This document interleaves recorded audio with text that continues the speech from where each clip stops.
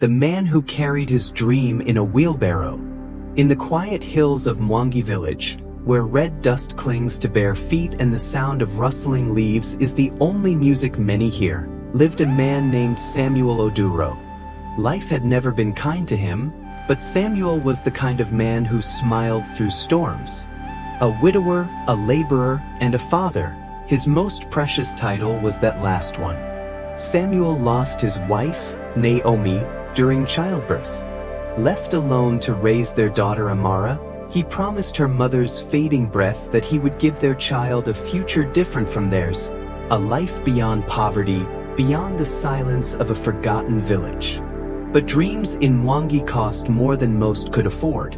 The nearest school was over 10 kilometers away, and the fees were more than Samuel earned in a month.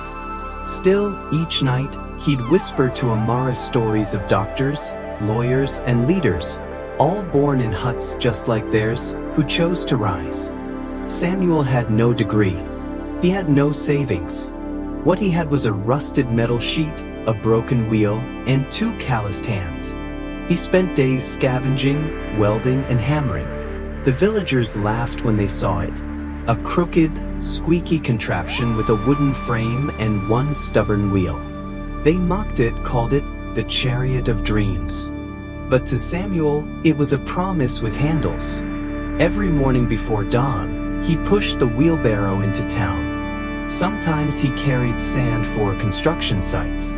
Other days, it was water buckets for elderly women. At times, he carried groceries, and when business was really slow, he offered rides to tired market women too old to walk back home. He charged little, just enough to save for books, uniforms, and later, school fees. People laughed. Why suffer so much for school? Just teach her to farm and marry early. She's a girl. She'll leave you one day anyway. But Samuel never answered them. He would just smile, his sweat dripping into the dust, and keep pushing. Amara grew up seeing this. She never had the nicest clothes. Her lunch was usually a boiled cassava. But she had something rare, a reason to fight. She studied under a kerosene lamp, sometimes falling asleep on open books while her father snored beside her on the floor. When she complained about the long walk to school, Samuel would lift her chin and say, "The distance is nothing if it takes you closer to your dream." Years passed. Amara excelled, always top of her class. She walked proudly, head high, even when her feet blistered. Her teachers noticed her brilliance, her quiet strength. But behind every achievement was Samuel, pushing his dream 1 wheelbarrow ride at a time. One year, disaster struck. Samuel fell ill. His body, weathered by time and labor, gave out. He collapsed by the roadside one morning on his way to town. A kind stranger found him, gave him water, and took a photo, the frail man beside a bent wheelbarrow, clutching a book bag. The photo went viral. People online were moved. Donations poured in. Reporters came to the village. But when asked if he would accept all the money, Samuel said something that stunned them. "Let me earn the rest. I want my daughter to know her dream wasn't a handout, it was my gift."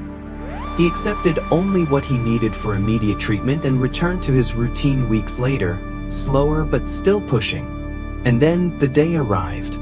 After years of walking, studying, failing, and rising again, Amara graduated from university with top honors.